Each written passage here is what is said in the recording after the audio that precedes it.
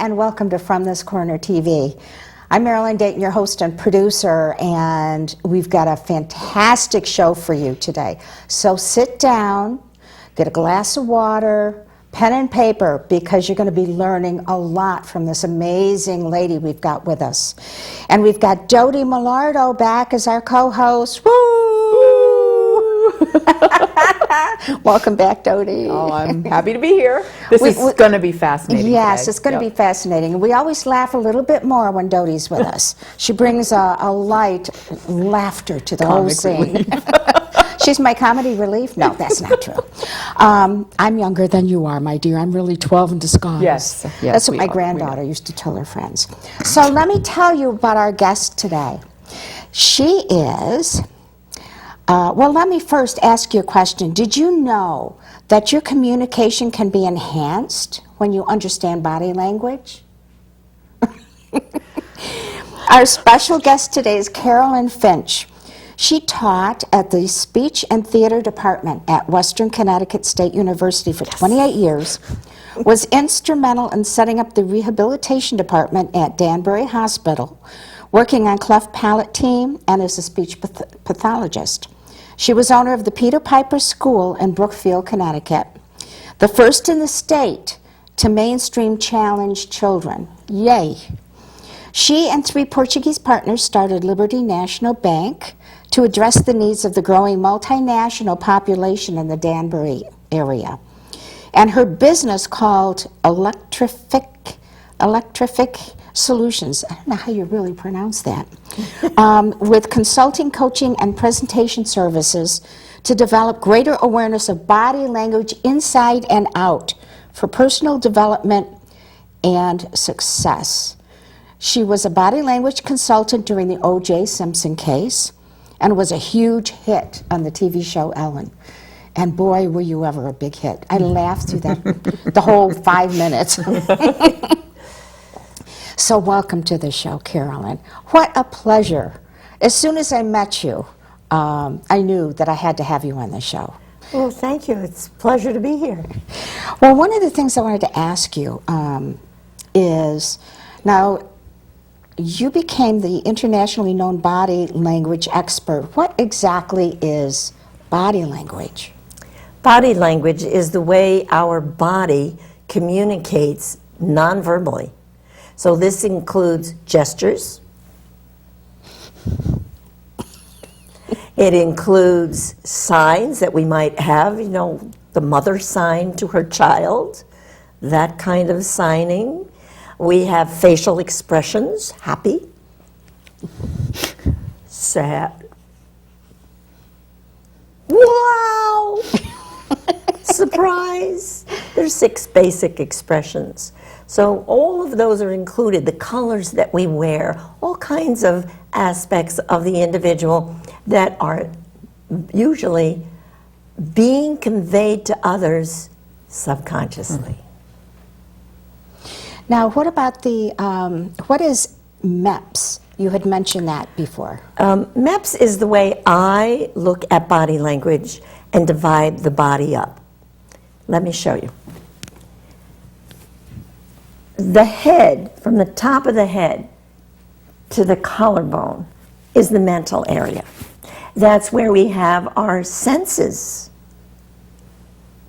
People think of touch in the fingers, but the strongest sense of touch is the tongue. The tongue is also used for balancing the body. So you might go into the library, let's say, and you might see somebody with their head over, and they're reading, and their tongue is out.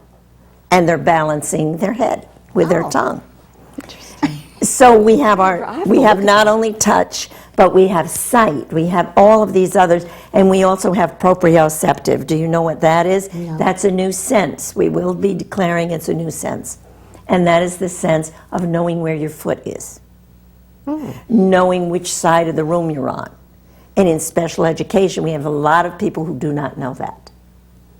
So that's the mental. Then we have the emotional.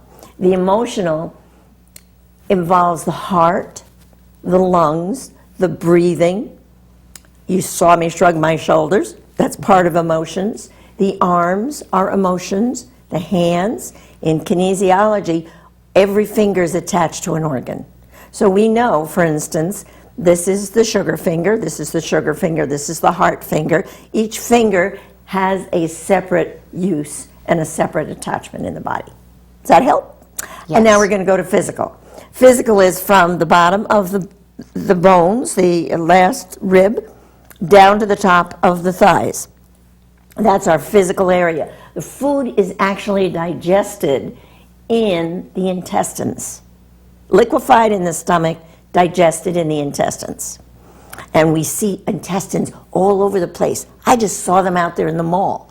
That's what's hanging over people's bodies. I was wondering what And you we meant. see intestines. Your intestines are as wide as a tennis court. And so there they are, all squished over, hanging over the belt, walking around the mall. Anyway, that's where Thank digestion. God, covered with skin and clothing. That's the physical part of the body. And included in that are the organs of reproduction, sex, so forth and so on. And then we go down into our legs. Our legs support our entire body. If we are spiritually unclear about things, we don't move our legs. But if we spiritually want to help others, we want to reach out, we step out into the unknown and we help others. And that's really the spiritual part of the body. It's fascinating. It's fun. And this is your term? MEPS is your term? Yes, it is. Mental ability, emotional stability, physical agility, Yeah. and spiritual capability. I love it. That's so cool. Yeah. Thank you for explaining that. So I'm sitting here now very self-conscious about what my body language is saying. And Well- you're reading inside of me, and I don't know what's going on in there. So, Well, that's not why I'm not too popular at parties. so Understandable. So we're communicating non-verbally with our body language. What are the three? 24/7. Yep. Speech is controlled. Body language is always going, always on, Always on. even when we're asleep. So how many types of communication are there? What are they? And how is it all Well, happening? there's three basic communications. And those three basic communications are vocal, verbal, and visual. So for instance, the vocal are the sounds that we make. Now, yesterday, I was with a woman from Zimbabwe. Oh, pardon me, Zulu. She's Zulu. And she was showing me the various clicks that they use in their languages. And those are something we don't use in English, but we have a lot of other sounds. We sniff. We sneeze. We cough. We do all kinds of weird sounds in our speech. And other nationalities also make many of these kinds of sounds. So when people are making sounds, they don't realize how vocal they are. And the vocal is a part of our communication system. Also included in vocal is the tone of voice. Oh, did you see that new girl? I really like her. Sure. Yeah, sure. But that's believable. that's vocal. In other words, it's a part of nonverbal. It's a part of the nonverbal because we're getting a sense of what that person is saying. So that's vocal. The other is verbal, the words that we say. And then body language is everything we do. I'm using my hands right now. I'm using my head. I'm using my eyes. I'm not planning on this. It just comes out subconsciously. And many times as body language expert, and there are several of us, I lean more to the early childhood through the adult with learning problems and with science problems and the alternative area, whereas some of the body language experts lean more to the politics. Done that, been there, don't want to go there anymore. But it is, as we may speak about later, it is very important for the average person to know about that. So anyway, there's vocal, verbal, and visual. And visual is everything that we see. And that's body language. That's nonverbal. Are we born with body language? I mean, Yes. are we aware? We really are. As a speech pathologist, I work with newborn children, children who are maybe born with had a stroke in utero. So they're born with one half of their body paralyzed. Or maybe the child is cerebral palsy. Or maybe they are a child who is going to be diagnosed as autistic. We can see most of that at birth and shortly after. We don't have to wait many years. There's basic personalities that we are born with. And if you think of a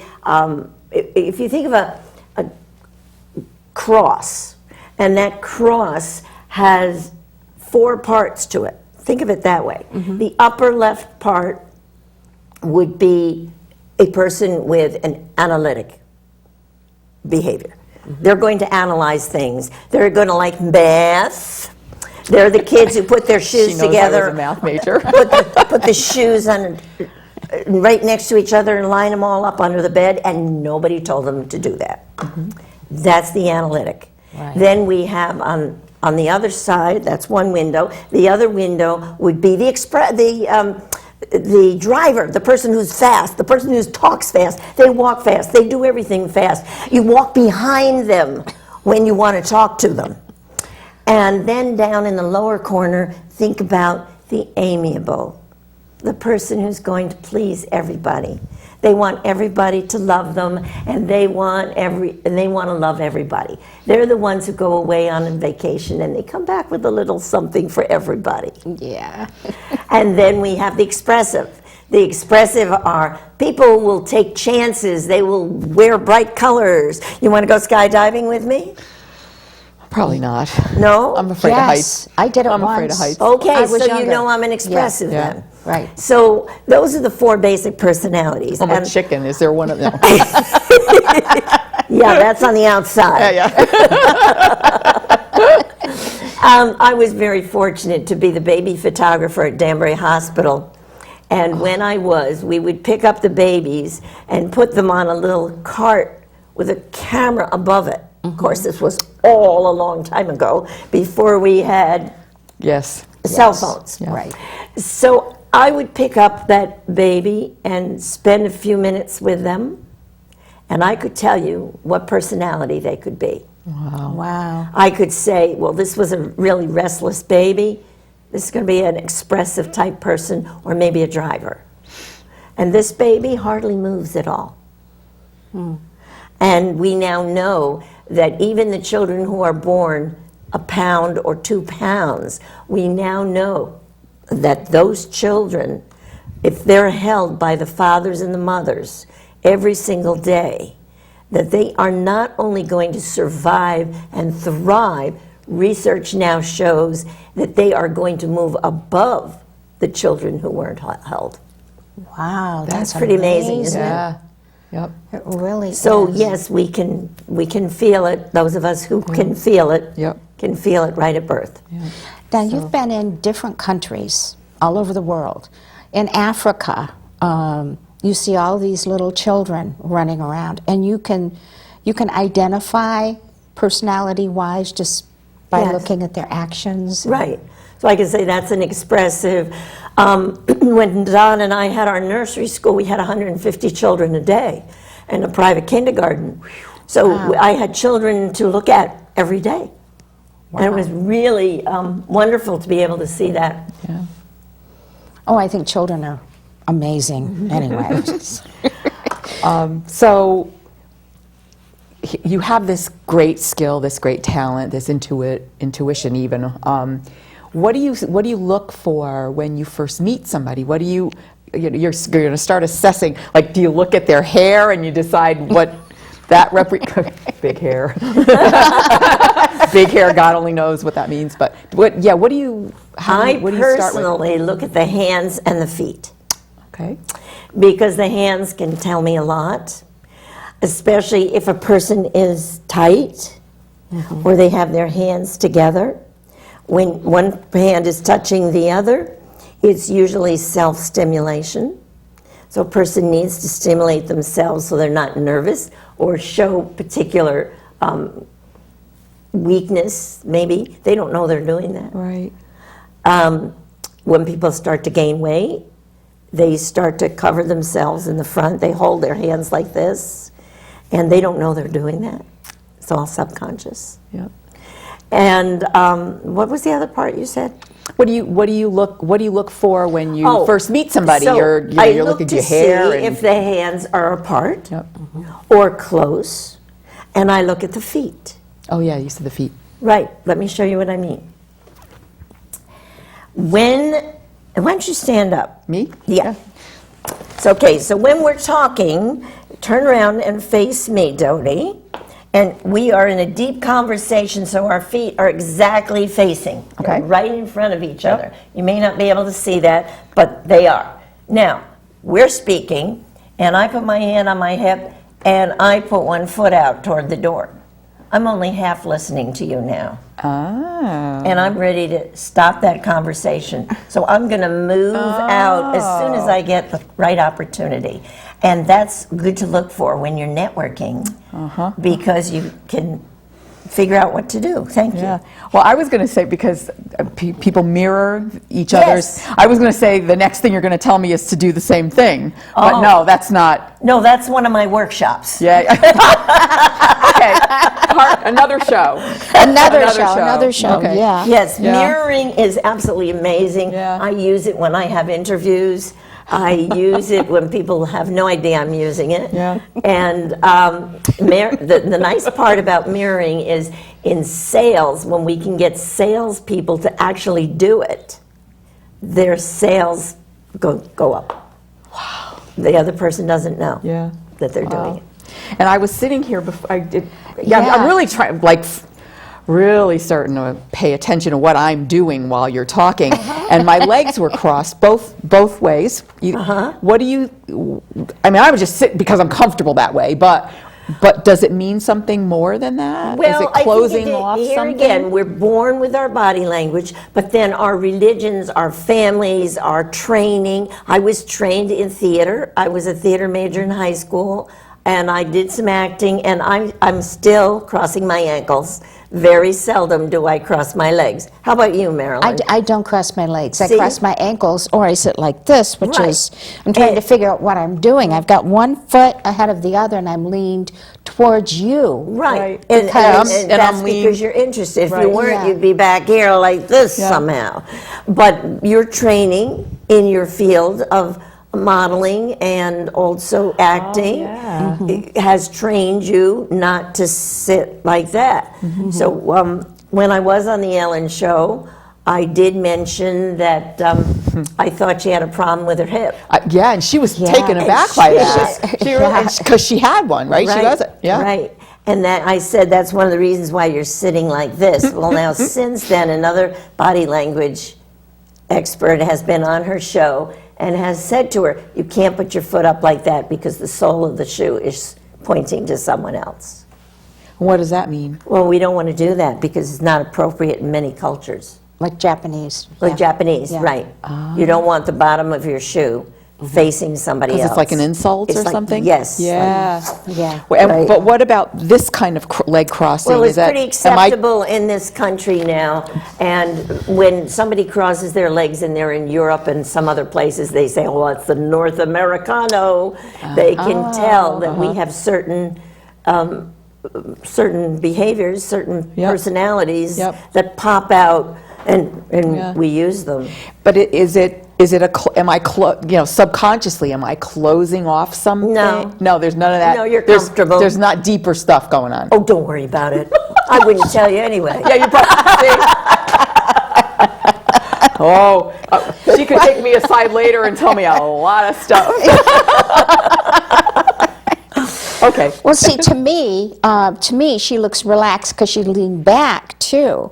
But it's a different kind like of leaning opening- back. You see, yeah. she's resting her arm and she has her hand for me, and she's crossing her legs toward me. Right. If she had her legs crossed away from me, Yeah. I would be a little concerned. Yeah. Ah, okay. Yeah, I'm not sitting here like this with her. No. If you ever watch some of the morning shows, you can sometimes tell by the way they cross their legs and point their feet who's getting along with whom.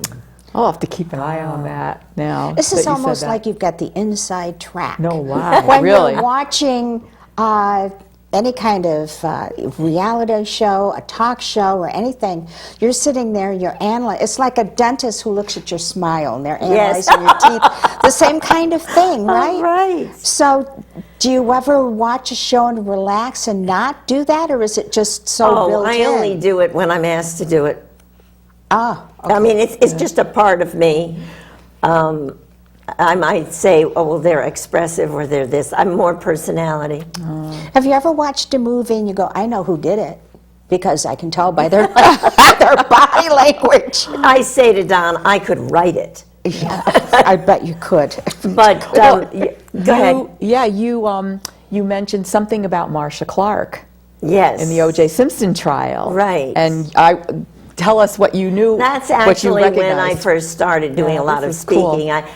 I introduced the TV viewing audience to the concept of body language during the O.J. Simpson.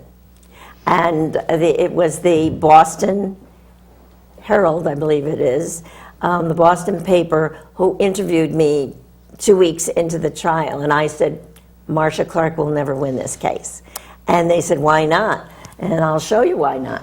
She stood with her arms in a fig leaf, closed, cocked her head to one side and said, yes, Your Honor, in a little girl voice. And so therefore that went out, and that was like a little girl saying, yes, Daddy. And so the And then there's jury Johnny would be, Cochran, who... And Johnny Cochran was completely opposite. He leaned into the jury. He demonstrated with props. He knew what he was doing, and they won. Yeah. and this is all not just us as a viewing audience see, but the jurors who are paying especially close attention. And this affects them without them even realizing Yeah, it, right? they're getting this even... Right, And they do use a lot of subconsciously. body language with jury selection today. And I guess that's important, Yeah. right? Depending upon what kind of person. Even the way people hold up their hands Oh, wow. when Live they long take an oath. Live long and prosper. Sorry. So let's continue this conversation. Okay, let's talk about O.J. Simpson. Okay. So you were watching him and the way he was talking in interviews and everything, but what was it that you couldn't see that you needed to see? Well, he's an actor. And when we have been through acting, we know how to control ourselves. We know how to put ourselves in an acting role. So when I was, and this was a big part of my learning about body language, I was Elizabeth von Ritter, Freud's first patient, in a show called A Far Country. And in that show, I had to be on crutches almost the entire 3 acts. And I had never had leg pain. And so they crumpled up aluminum foil in shoes that were 2 sizes too small so that I would get pains in my legs. That sounds like fun. And Wonderful. so that was another turning point for my understanding body language. And of course, being a speech pathologist, I see body language all the time. And many people aren't verbal. But what was it you couldn't see that you needed to see with him? What we see in the studio is not what you see. We see videos and films in the studio that are amazing. And I actually shouldn't say this because I have never said it. But there were videos that led to the fact that O.J. Simpson was a gambler, big-time gambler, had it in his home. He was under investigation at the time of the trial, and there was rumor that he was paying off the police department to stay away from his gambling games. So there was more that I was looking for than just what the public was looking for. Right. And he also made a movie where he killed 2 people with 2 knives. That was about 3 years before this happened. we saw one knife was produced, and then we had a envelope that was never opened. So I always wanted to see what was in that In the other envelope. envelope. Yeah, I would too, Right. curiosity. Yeah. But yes, when you see the videos and the tapes in the studio and you're able to pick out what you feel and what the producer feels should go on the news, is a whole different story. I would say so. But wasn't it important for you to be able to see his feet? Yes, yes, I wanted to. And they knew that. And when the housekeeper was on the stand, you could see her feet. And I did get lots of calls, and we was she did talk doing? about them. Yeah. And I don't believe that she was telling the truth Fascinating. by looking at the Gosh. feet. It's just, So next party you go to, next networking, you go in, don't go like this. And Don't look look at at their everybody's feet. Be a little more nonchalant. more subtle. But kind of look at people's feet, and you'll know exactly the group to slide into. well, that brings up the handshake. Now, there are different ways of shaking people's hands. Right. And why don't you demonstrate with Dodie and show us what we should look, I mean, since we're talking about networking, okay, let's continue that conversation and show us the different ways people are shaking hands and what we Okay. can learn from it. Nice to meet you. Now, this is a nice See, I like V that. right in Yeah. here. Now, we do have the political handshake, which is so nice to meet you. And this was started by Dodie Madison. And so Dodie Madison was the hostess with the mostest, and this is why it continued. But you'll see some politicians will move up the arm, or they'll go here, or they'll put their hands on the shoulder. And that's to keep the person in that Engaged. position Yep. while the photographers take all the pictures. Right, right. Well, and Now- don't some people just sort of go like Yes, both hands? it can be both. Isn't that like a genuine Yes, and sometimes No. it's controlled. Oh, So people Okay. can be overly genuine. sure, sure. Now, the most important part, especially I tell single people who are ready for a date, shake hands with your date before you go out. Because if his hand is on top or her hand is on top, that person wants to be in control. And if that person turns your hand this way, it might be okay, but chances are they won't. Yeah. This is what they want to be in control. yep. And then there are people who might shake hands, and I say, nice to meet you. And I put my hand on the bottom because I'm nervous, I'm shy, Got I want you to be in control. Wow. So those are a couple of them. And then there's the garbage man's handshake, right? I don't think I've never had anybody do that. I don't think you will. Good. The garbage bin. But those are a couple that you can watch for, right? Actually, when I was in Africa, You would do the other one? I shook Yeah. someone's hand, and he went like this, and then like this again. Yeah. And the gal with me from the Peace Corps said, "This is the handshake here," and I thought it had started in the Bronx. You're reminding me of something just kind of flipped into my head.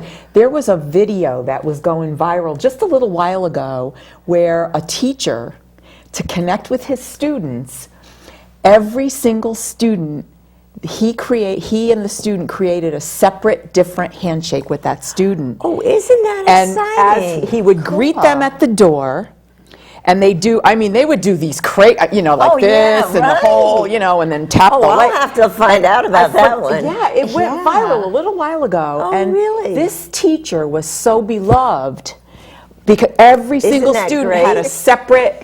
separate, distinct, wonderful handshake to Isn't that share great? with that teacher. And now the teacher and the kids bonded. Isn't that great? Yeah, so I'll look for that. Yeah, I haven't even thought about that until we just started doing that. I heard one about thing. that too. Yeah. And I think it should go viral, and it should go viral in our schools with the teachers and the students. It was a way for the teacher to connect with the students. So Well, we do know that when a teacher is in the classroom and the students are coming in, that's the wrong place to be. Yeah, he should be. That the teacher needs to be right at the door. See, there's the body language. And yeah. here again, it's the body language. Yeah. And we know that the teachers who stand by the door and put their hands together like this have better control over their classrooms than the ones that stand either like this MEP, or like this. Physical.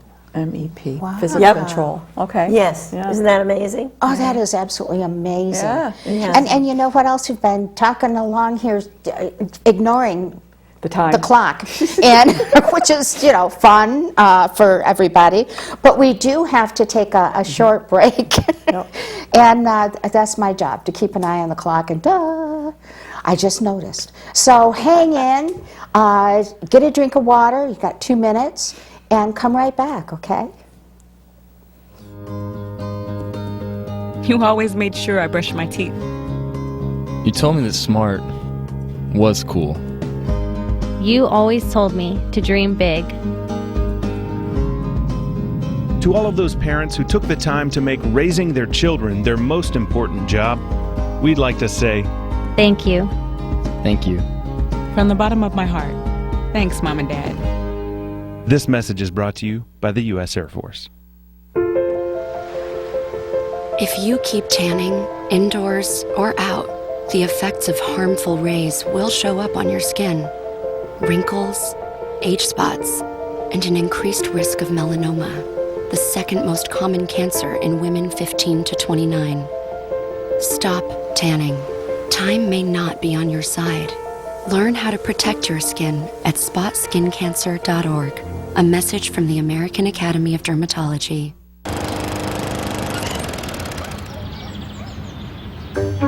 You'd do anything to take care of that spot on your lawn. So why not take care of that spot on your skin? If you're a man over 50, you're in the group most likely to develop skin cancer, including melanoma, the cancer that kills one person every hour. Check your skin for suspicious or changing spots. Go to spotskincancer.org to find out what to look for. A message from the American Academy of Dermatology. Oh, hey, bud. Where are you headed? Just gonna hang out. With Gary and Todd? Yeah? I've been meaning to ask you, is there any drinking going on in this crowd? No? If any of your buddies ever pressure you to take a drink, just tell them you promised your dad you wouldn't. I'd do anything to keep you safe. Okay, I will. I hope this is working. I promise. Love you too, Dad. They really do hear you. For tips on what to say, visit underagedrinking.samhsa.gov. And welcome back. We have a fascinating show, as I'm sure you noticed. And there's probably so much you've been learning that you're like scribbling like crazy. I hope you can read your writing when we're done with this. But we have Carolyn Finch. And she is amazing. She's just amazing. International speech expert. And we're going to talk about the International Hand Talk pretty soon. But I've got a question. And I'm sure our viewers are wondering, what got her interested in learning about body talk? What started you in this? I think it started when I was in school. I never learned to read till 3rd grade. And today I would be diagnosed as ADHD, dyslexia, and I had double vision, which meant my eyes were out most of the time. And I would notice that when people looked at me, such as I'm looking at you, if your eyes go out, I look over here to see who you're looking at. Who are you looking at? And I learned to turn sideways and just look at people with one eye. So when we're born with a physical problem, we then physiologically do something else. And I began to watch other people back in 3rd, 4th, 5th grade. And I realized that I was really the oddball. I was not like most of my friends. If I sat right underneath the teacher up front, and if I felt like getting up and stretching, I would just get up and stretch and end up in the principal's office. So I grew up with tutors every single day, lunchtime, after school, principal's office. That was my background. And my parents didn't think I could probably ever make it to college. So I was a theater major in a high school that had a theater department. And I was standing in the graduation line at graduation, looking up and down, wondering how I graduated. And it was only because of a chemistry teacher, because I decided I'm going to take a couple of college training courses, because I was not on a college program. And that chemistry teacher gave permission for me to graduate. So I graduated in the third of the class that made the upper two-thirds possible. And as a theater major, I was able to... That's a great way to put that. Yeah. And I was also kind of the ugly duckling. I was had braces for almost 8 years and couldn't close my mouth. So I learned a lot. My whole life was body language. I had to go to the dentist every other week. I was in the theater at school. I had to play the piano every day. My mother required that. I still do. And I really got a good start with my family support. And my father and mother both had great senses of humor, and they supported me in everything that I ever did. Wow. And I was not a girl. I was more of a tomboy. So I made it. And then I guess after 10 colleges, I finally got through. I went to Elmira College, where you were. Talked about that, and as soon as I graduated, I became a faculty associate and supervisor of the speech and hearing clinic. Wow. So that's kind of been, and when I taught at WestConn, I taught nonverbal communication. Body language. Body language. So this is why you relate to children who are born with a challenge. Yes. No matter what that challenge is. Absolutely. Because you had these exercises you had to do every day for your eyes, right? Still do. And Still do. Wow. Oh, I'm sure. Yeah. But the thing is that in special education, the greatest thing about it is that we see what might be wrong. And therefore, we automatically look for the good. Whereas the average person sees somebody, and right away they have to see what's wrong with them. So that's the way I look at it. And it's not just children, it's all the way up. I've worked from newborn cleft palate child, where we had to carve a palate for the child so that they could drink milk, all the way up to 106 years old. Whoa. Yeah. Wow. So it's been a pretty exciting field. And still do it. And so what started your interest in body language was your own experiences as a young person. Yep, absolutely. Wow. Yep. Wow. You use a word a lot, and it's electrific. Ah, that's my company. Can you talk to us about what that word means and the company? Yes, electrific. And we actually, electrific. Electrific, okay. It's like elect. Electrific. And it's a word that was used a lot 100 years ago, because electrific is an abbreviation for an electrification project. That means when an electric company goes into a third world country or a section of a town or a shopping center and they instill the electricity, it's an electrification project. And they don't want to say, hey guys, we got an electrification project. So they say we got an electrific project. And it was used a lot in the early years of the last century. Growing up with the challenges I just shared with you, I became a great lover of Thomas Edison. And so every year we have, it's now a national day, not a national day, but it's a recognized day. Be Electrific Day is February 11th, and it's a day to recognize Thomas Edison and everything that he has given us, but it's also a day to discover the electricity in your own body. And more we're beginning to see our whole society is using words like electric. Oh, it was an electric show. She was really electric. I need a vacation to renew my batteries. We use it in our conversation, we use it in our speech. And electrific means that when all the electricity in your body is flowing properly and you feel terrific, you are electrific. And my company is Electrific Solutions. So throughout this, I use many different aspects of electrific. I am a kinesiologist. For those of you who do not know what that means, we actually study the movement of the body. And in the movement of the body, we study the neurological system from an electric point of view. So that, yes, the body is electric. And we need to understand that that disease is the breakdown of the electricity in the body. Oh. Yeah. And so as we begin to look at it from that point of view, you know, bacteria, all of this has had its course, and now we need to look at the neurological system, especially since we have so many children being born with so many problems. So we need to look at it, and we need to look at reflexes in various areas. Do you want me to show you a little bit? Yeah, I want you to tell us about what you have there, but also about the telephone and Yes. the fingers. And People it's just kind so of fascinating. take it for granted that we just use our thumbs or our fingers and we have all these amazing messages. My assistant said to me one time, how could you possibly go to a concert without a cell phone? Where would you meet up? How could you meet up? And so I realize the way people are looking at things today, absolutely. and the fact that they don't know that there's a light on the wall that you can meet under.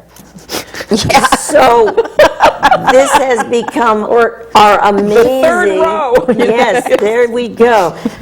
And people don't realize that it's the electricity in your fingertips that makes your phone work. Yeah. Now, the fingertips in reflexology are connected to the brain. This is the brain right here, the fingertips. So we're putting our brain right in here every time we're doing it, and who knows what's going to be happening in 10 years. Yeah. It's just amazing. Well, and you said this earlier to us when we were talking, that that's why you can't use gloves and expect to be able to. That's right. Yeah, because now your they finger has to make contact. And now they have new gloves. Yes. With little electrical charges in them so that you can use that. And all of our inventions are created to make life easier for people. But I don't know. I'm beginning to wonder. So in order to be healthy, in order to really not be bogged down with disease, we have to eat electric foods. Now, I have a carrot. There's a man-made food. Did you know that? The Earl of Orange wanted something created for him that would last forever. And so the scientists of the time took the beet and the wild carrot. Do you know what wild carrot is? It's Queen Anne's lace. Oh. You can eat that. You can survive on that. And that's wild carrot. So they took wild carrot and beet, and they put it together and got the carrot. That's amazing. No idea. Okay. So this is electric, and I'm going to stand up and do this so that you can see this. But I have a little ping pong ball here, and it has a battery in it, has a little light. I'm going to put 2 of my electric fingers on it, and this little ball will go on. And it makes a wonderful song, too. However, if I have a food and I want to check that food, I'll put that little ball against that, and the ball goes on. This is an old carrot, too. It's an old carrot. It even works on an old carrot. Wow, that's good to know. But it's an organic carrot. Ah. If this had sprays on it and I did that, it would not go off. So if I had an apple and I put that on the apple, it would not go off. If I peel the apple or it's organic, it would go off. But if you peeled the skin off of it to get off those coatings, it would go off? Or maybe not because it's not organic? No, it would be all right. It would be all right? Yeah. Okay. It would be, and of course, here again, I advise people in my nutrition workshops to take it and to test their foods on a regular basis. Yeah, I was just going to ask about that. It seems like it'd be, Yeah. you know, they say this is organic, let me check it and see, Yep. and use that. Right. It works. That's amazing. Yeah. I mean, who's ever seen something like that before? Have you ever seen anything like that? Can you imagine it's being in the grocery electrific. store and doing that? People are like, I do it. I do it. yeah, that's fascinating. Wow. So do you show this to everybody that you do a speech to nowadays? Maybe not every single one, but I do it in some of my keynote speeches. Because it ties in so well with the name of your business. Right. Electrific Solutions. Yeah. Right. And why did you name your business that name? Our business was actually Bogart Communications. I come from the Bogart family. And my mom was a speaker on Majolica, China, and fans, the history of fans. Oh, wow. Not the kind up there. No, not those. The hand fans. Hand fans. And of course, I learned a lot from her body language-wise. And my dad used to speak on, he was a philatelist, and he spoke on stamps and geography. So we went together back in the 70s and formed Bogart Communications. And I had been I started studying kinesiology, and I started studying electromagnetics, and I was speaking on electromagnetics many, many years ago. And I decided to combine the two, because I would be speaking on electromagnetics and people would say, what the heck is this woman talking about? And I would be saying, you know, don't have electric blankets and this and that. I grew up in a town which was a cancer cluster, and I had to find out why. And I found out why, because it was a mile-square town, and two sides were high-tension towers, one side electric train, fourth side main thoroughfare through the area. Oh my God. So I was so excited about electromagnetics, and I think I was the only one. But I'd find somebody who knew what I was talking about, and we would talk for hours. I bet. Because it was a very new field back before the turn of the century. And so I decided that at the turn of the century, I was going to go from Bogart to electromagnetics, to electrific. And this was an outgrowth. We started on the internet as Electrific, with Be Electrific Day. And there were two of us, and the other one was The Electrific, which was a high school newspaper in Ohio. We were the only two electrifics. Now you can look up that word, and it's got electrific art, electrific photography. You can find out about Electrific Day. People have Electrific Day parties. And next year, February, on a Sunday, we're going to be having a health and wellness fair, the Electrific Health and Wellness Fair. Oh, cool. And I will be speaking twice that day. So Wow. put it on your calendar. Yeah, exactly. Now. Exactly. And if you're watching us, 6 months from now, never mind. However, what you can do is right now you don't have a website. No, it will be up very shortly. Okay. And I have people go to YouTube.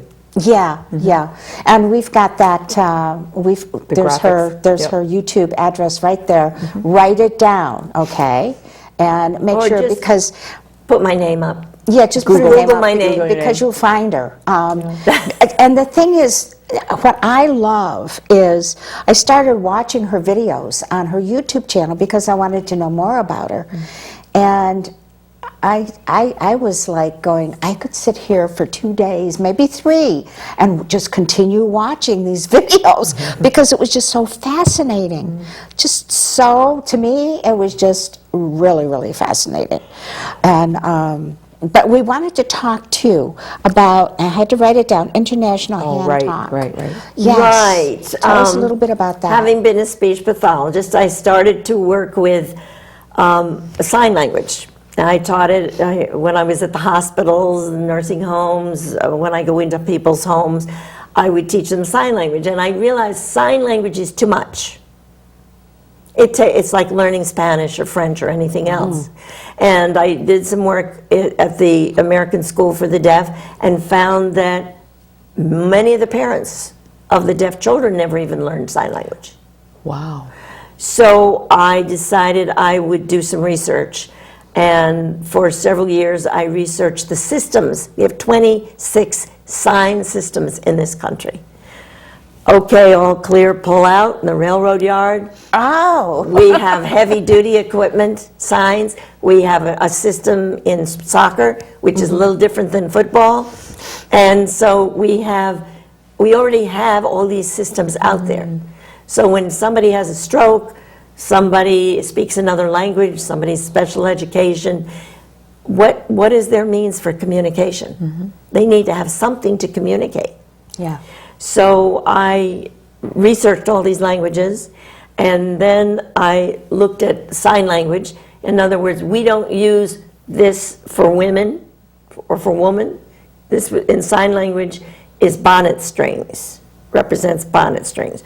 We use this for the sign for women, for women. Well, that makes sense. We don't wear bonnets anymore. We don't tip hats. That's sign language. This is for man, Yeah. tipping the hat. We use man. So I don't care what. That makes sense. Yes. So it's 48 signs that can be learned in 4 hours. We teach it in fire departments, in school workshops. We teach it, we've taught it all the way across the country. I used to have somebody who had an office, and they would teach it out of San Francisco, up and down the coast. And then we just took it all off the market, and we're repackaging it, and it will be used for teachers, preachers, first responders, and you. Oh. So it will be available, and we will start workshops in September, and we're starting it up again. I'm actually using it right now with some of the homes that I work with. I still do speech therapy.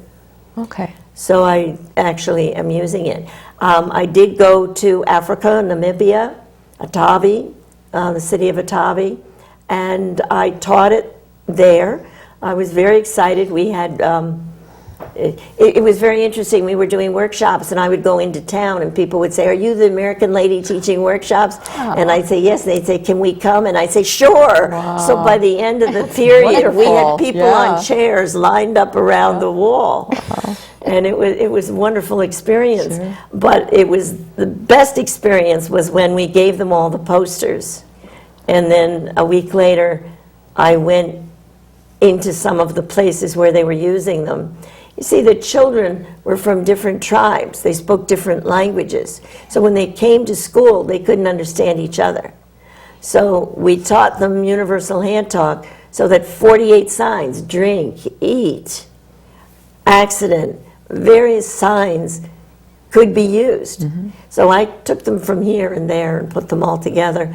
And when I went into one preschool where the bathroom was actually the bushes over there.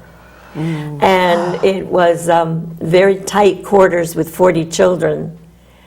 And there were the posters up on the aluminum wall of the little school. So that was when I realized that we need to really get back and do more with this. I think you do, yeah, because, well, we've outgrown bonnets and we've outgrown tipping the hats. But there's a lot more that we've outgrown because our culture has changed. And it seems to me, too, you're teaching them to first responders. That means these are more, these are also survival techniques. Yes. Because if you're hurt and you can't talk, you can at least use the signals, you know, the gestures, and they would understand. Well, we have had many stories come out of this, and one of the reasons that I did this, and I was angry when I started to write it, because there was a fire in my town, and there was a custodian in this building. It was a small factory, and he was in the building at the time of the fire, and he ran next door to a bar, and he attempted to explain to them that there was a fire next door, but he was only in the country for about a month, and he couldn't speak the language. And so he ran off to get a friend, to let the friend know, look, I'm trying to tell people that the building's on fire. In the meantime, the firemen came.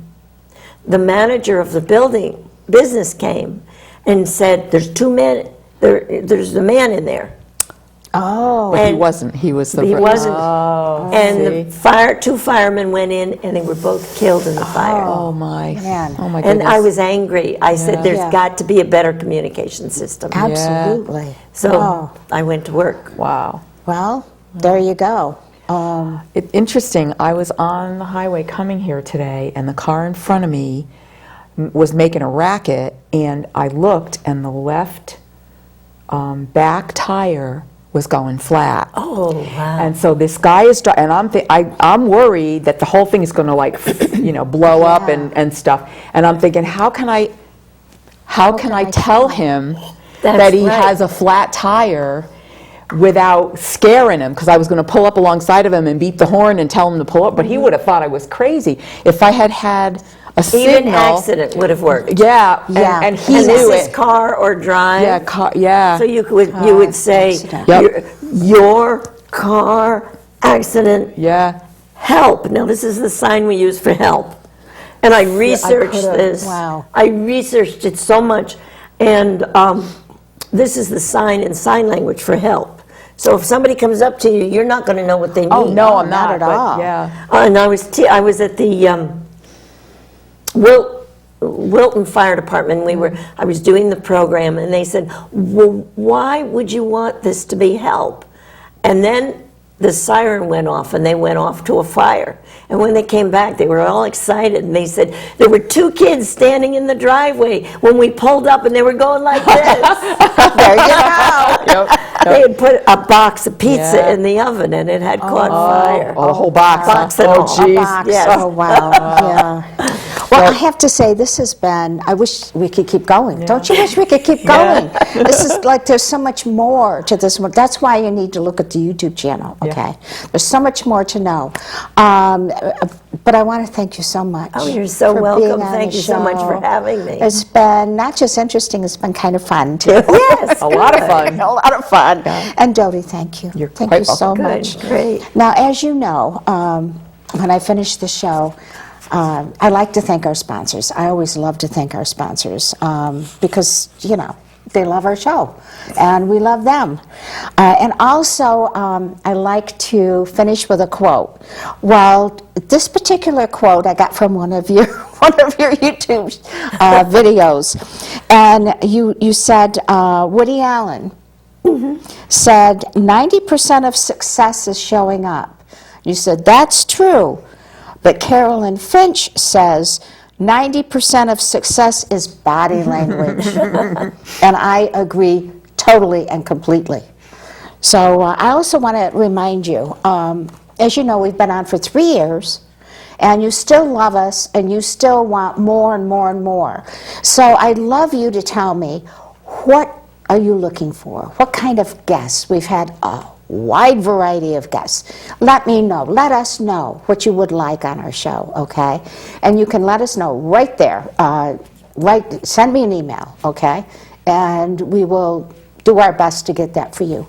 So in the meantime, thank you so much for being with us. And I know you learned a lot today. And we'll see you next time on From This Corner TV.